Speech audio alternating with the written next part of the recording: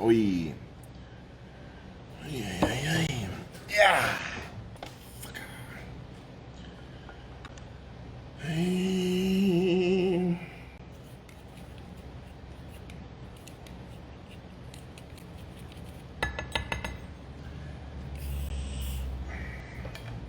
Don't watch this. Okay, you can look again. You keep looking now.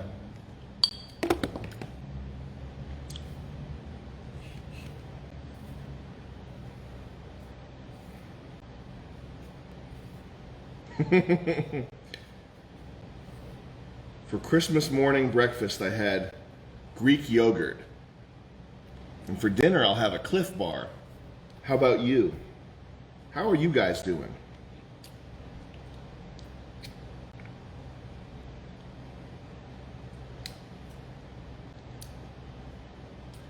All right, so he's been released from prison. An officer is now driving him back to make it in time for the drift race.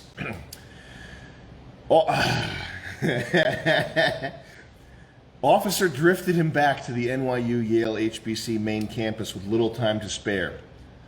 Along the way, he explained to Jaihu that his lifelong ambition was to himself be a legendary drift racer. But he became a cop instead because of a rare medical condition. That prevented him from drifting on left-hand corners. Funny, Jaihu didn't even notice the entire time that whenever there was a left turn, Officer actually did a 270-degree right turn. He was just that good.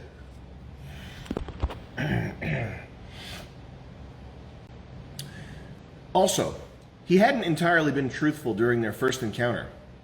His real name wasn't Officer. It was Savior. And while he truly was one of the heroes, he wasn't limited edition Safe T rank. He was actually legendary rank, which meant that his reports bypassed the entire chain of command, including the president, and went directly to the master of the world. He also told Jaihu an incredible personal story of loss, injustice, perseverance, and triumph, which Jaihu swore to never repeat and would take too long to explain in any event. This intimate sharing led to a newly formed, profound brotherly connection, the strength of which rivaled any bond, real or fictional, in all of history and or literature. Jaihu, with tears in his eyes, promised that he would drive his best in his college's drift tournament, and if he won, he'd dedicate the victory to Savior. The school's parking garage had been transformed into a thumpin' rave party. Candy-coated heaven dwellers rollerbladed through anesthetic fog machine clouds and did backflips off trampolines into foam pits, cyber laughing. Insane-looking Asian yacht girls with tight bodies did cigarette dances, popping balloons with lusty heel stomps, giving lap dances to imaginary men, ARG men, their eyes imperceptibly sex-smiling through neoprene burqas. Jaihu could barely hear himself think over the clashing crime-core and fetal electro-rock beats. Nearly 100 cars were lined up, most of them just for show. There were stretched and slammed oddities as far as the eye could see, rare Nissans revving through straight pipes, underglow pimped Renault and Seat hatchbacks, sport bikes and four-wheelers. Teachers and students alike, almost half the student body in total, came to see the spectacle and watch the showdown. He was sure Kylisi was busy in the lab with vital science research. Fuck. Vital science research.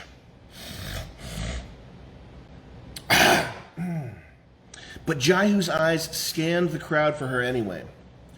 He saw Guatemalan two-spirit aluminum twinks in cop hats, bubblegum retro tech spice brats with 24/7 cam horse selfie sticks, crypto princes arguing with Croaky's frat busters over who had the right to rock vineyard vines. But no Kylisi. Over by a stink pipe, a group of selvage denim, prisoner pants, rockabilly, chopped chicken Japs were staring at him and laughing while making obscene hand gestures. Oh, gonna kill Malcolm, fuck you, Joe, fuck you, Cotton Eye Joe, Yankee.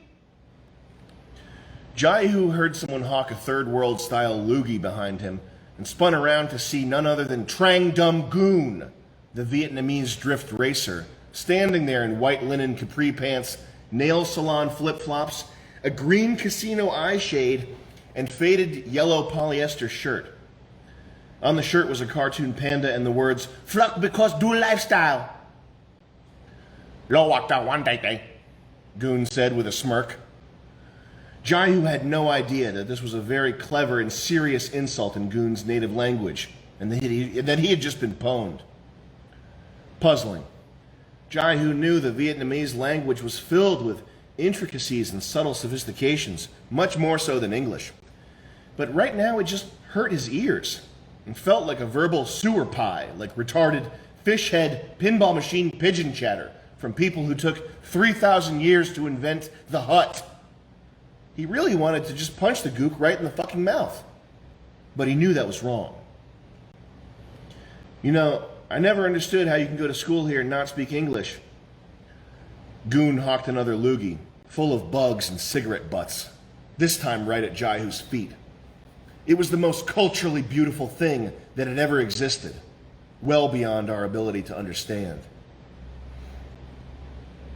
Shit yum for bang bang, only yum yum, the cocky racer gloated. Yeah, man, whatever. See you on the track, buddy. Jaihu put up a hand for Trang Dum Goon to talk to. The thrumming techno spywave music combined with the stench of hero meat and the body heat of the mindless revelers was starting to give him a headache. He hoped to God the race would start soon. He wouldn't have to wait long. Jaihu pulled up to the starting line in his Toyota Corolla A&F 92, a car known to street racers as the Hachiroku, Japanese for hatchback raw, as in a hatchback with raw, awesome power.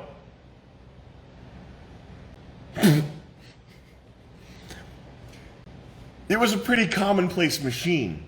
In fact, this one used to serve as his father's sushi delivery shop car.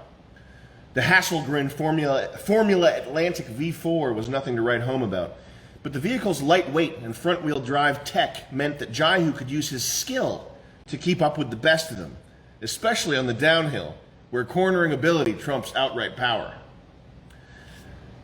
The Hachiroki was an ordinary ride, all right, with one weird trick up its sleeve. This car was equipped with a cold air exhaust, a rare carbon fiber part developed in tandem by New Speed and Valeside. This device enabled Jaihu to spray a fine mist of super chilled cold exhaust particles at anyone who happened to be following him too closely.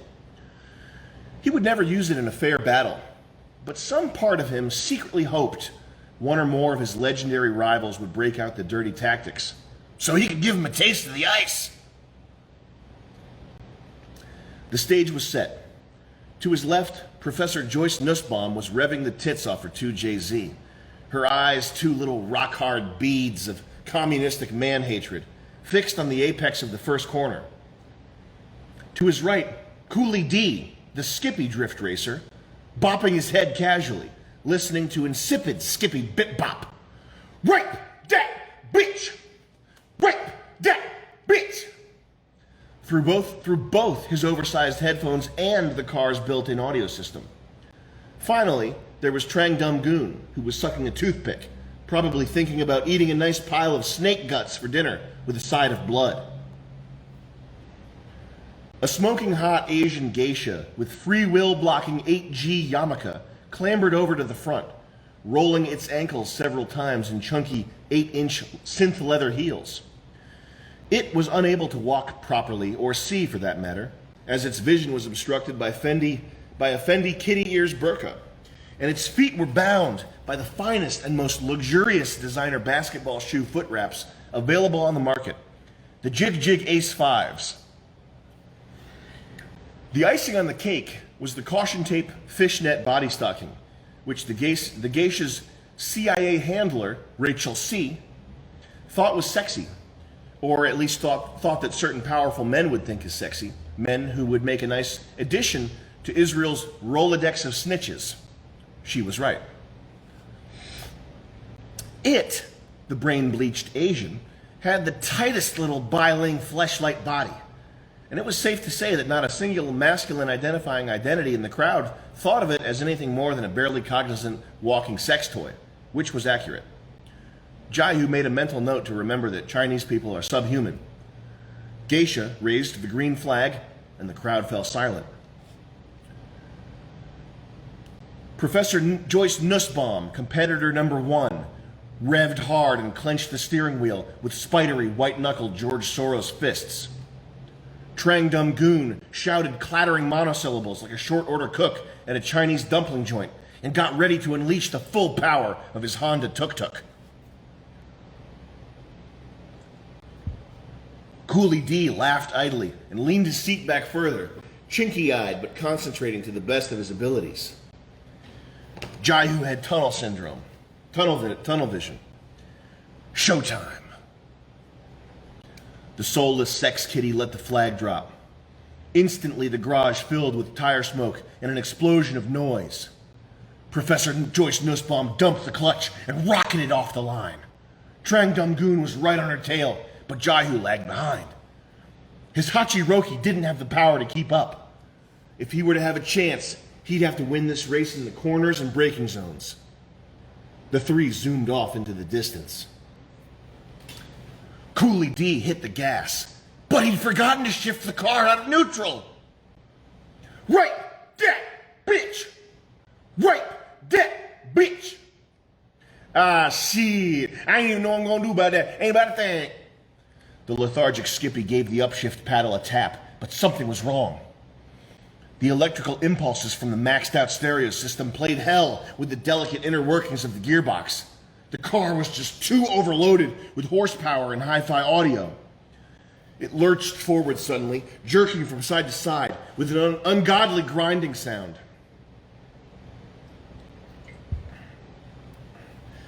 The crowd could see what was about to happen. Even if Coolie D hadn't been fated AF, there was no way he could reel those 1,001 horses back under control now. Like a 2-ton, 4-legged monster, the Bugatti surged forward toward the geisha race queen, accelerating from 0 to who knows how fast in the blink of an eye. By the time her central nervous system instructed her body to flinch, her shins were already snapped in two, and just a moment later, she was being sucked under the car as if by a giant vacuum cleaner. Her body came ragdolling out the other side, looking a bit the worse for wear, to say the least. Coolie D's giant green lips quaked from the G-force as he watched his tachometer climb higher into the red zone. Right, that bitch!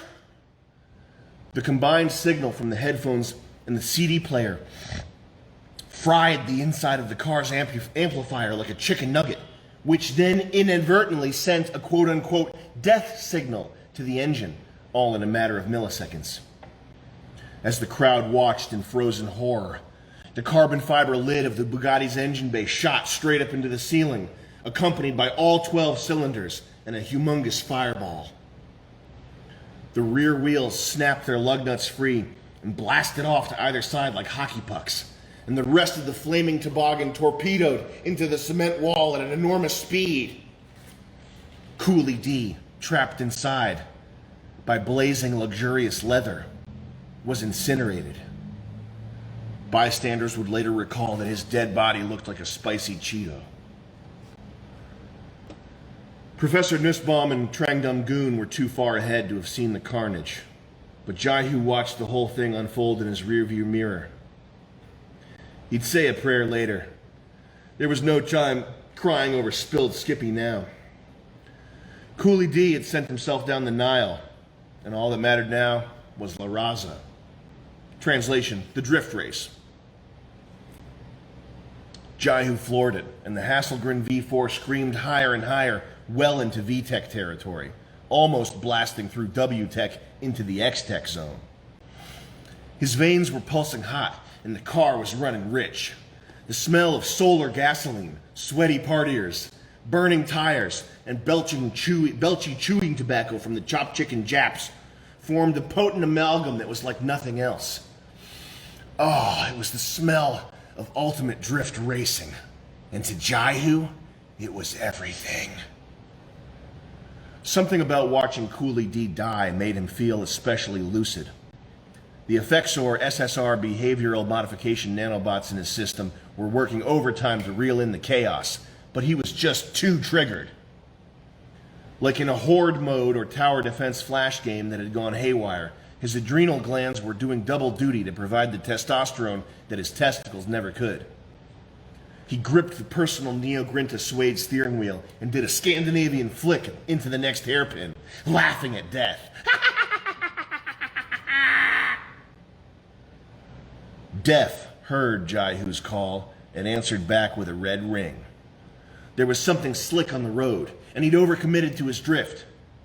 It was some type of sinister slime, not dark enough to be oil, sitting right there on his cornering line, almost as though someone had planted it there. He tried to feather the gas to change his drift angle, but it was too late. The outside back tire hit the goo and sent his Hachiroki drift race car flying into a Christ air. Time slowed to a near standstill, and Jaihu tried everything, pulling the e-brake, honking the horn, to no avail. This is it. The car slammed down onto solid concrete, blowing out the top-secret super coilovers, made by Aragosta, but custom valved to Smoky specifications, and shattering every pane of glass in his car. Expecting the worst, Jaihu opened his eyes and assessed the damage. Could it really be? He'd landed in the right direction and was still pushing 300 kph. The acrobatics hadn't slowed him down. In fact, he was going faster. Was it possible that his skills had grown so much? Had he really come to surpass his online mentor slash groomer, Takumi Faust, the world champion drift king? Up ahead, Professor Nussbaum was setting the pace, extracting every ounce of performance from the Supra. She was unbelievably fast, but somehow Trang Dum Goon was hanging in there, not far behind. The Subaru 1235 stuffed in the Honda tuk-tuk was a mighty power plant, capable of negging most competition. But it was notorious for burning oil. And soon enough, Goon was trailed by a big blue-gray cloud.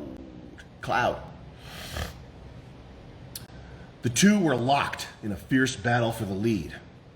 Instead of doing the smart thing and taking turns drafting until the last leg, they vied for position like pit bulls at every corner, entry, and exit, fricasseeing their tires in the process.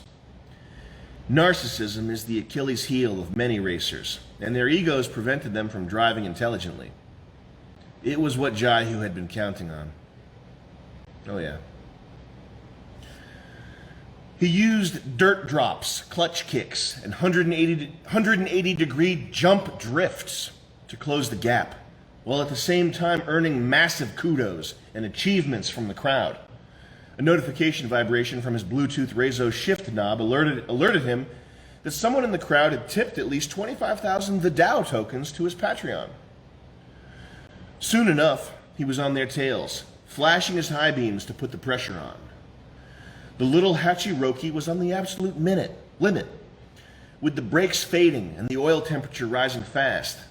But they were entering the downhill section of the parking garage now, and that was Jaihu's turf. With its technical S-turns and back-to-back hairpins, his lightweight car would have the advantage over the body-positive Supra and the twitchy, overpowered tuk-tuk. Suddenly, a stream of mysterious ooze left a chemtrail of hazard streaks in front of Jaihu. The road was slippery with thick plasmic runoff. He was able to turn left, then right to avoid it, but the call was a close one nonetheless. It was some kind of spray from Professor Nussbaum's car.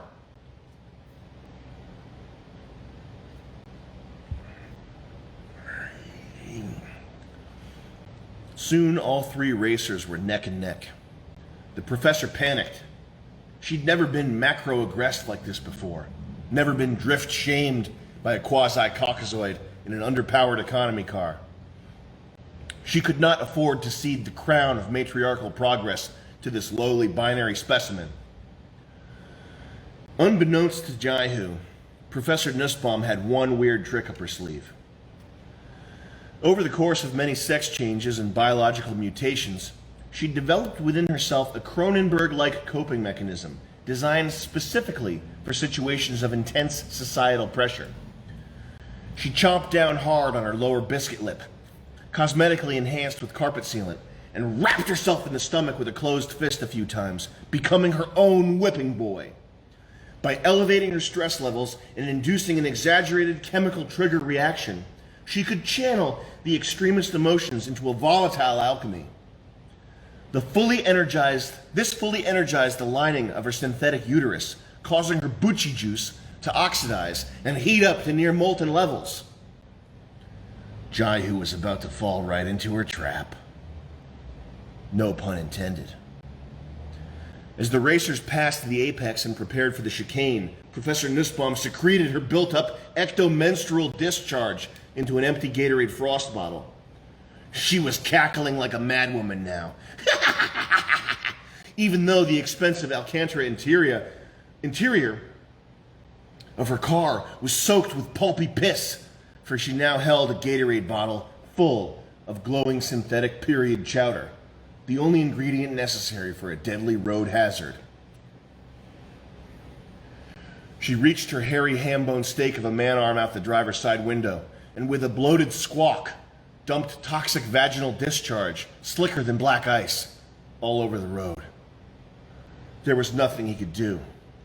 Jaihu saw the spugium, but he was already utilizing all of his available grip just to hang on.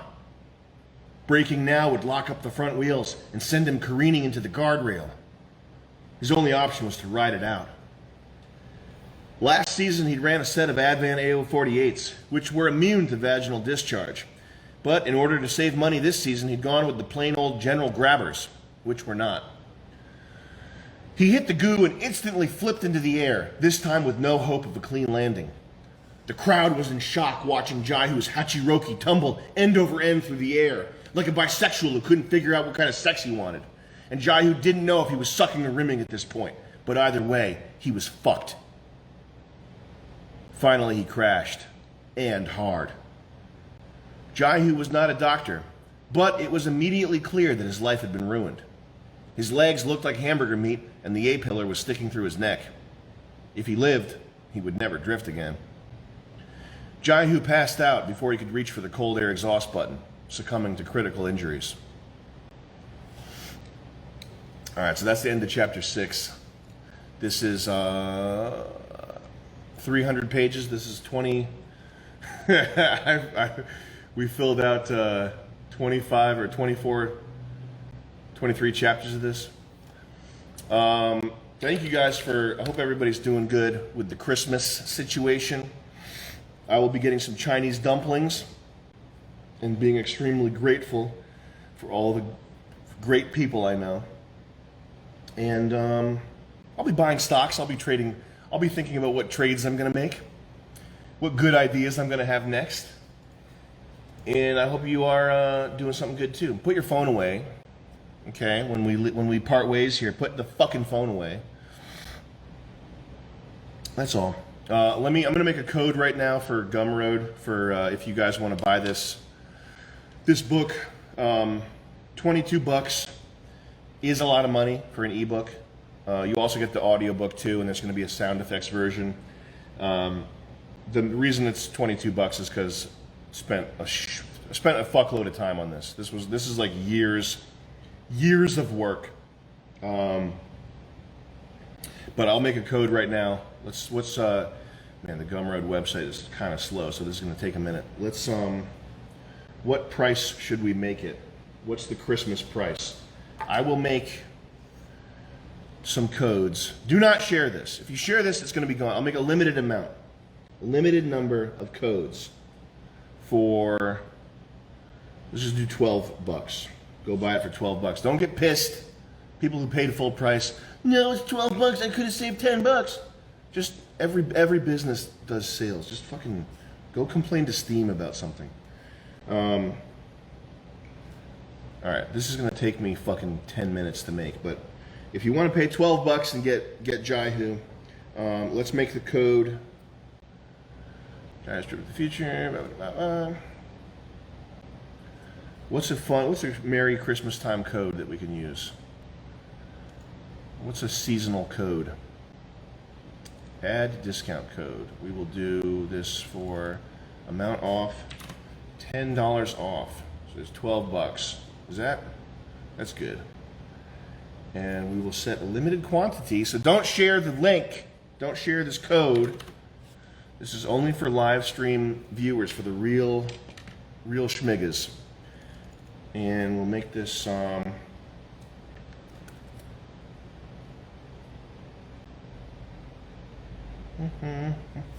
just go with the default code here. I can't think of anything clever. So we'll use what Gumroad has by default. This is 54MFGA, all lowercase. See it? 54 lowercase MFGA, and there's a limited quantity. Don't share the thingy, and we're gonna save changes. All right. So if you go put that in, if you go buy that, you should get it for cheap. Get it for cheap. And I'm gonna shut this off. I'm gonna get rid of this code at the end of tonight. So go do it now if you're gonna do it. That's it. The people that saw my latest Instagram post about the next 5 years with sort of dystopian predictions, I don't think that's all the stuff that's going on.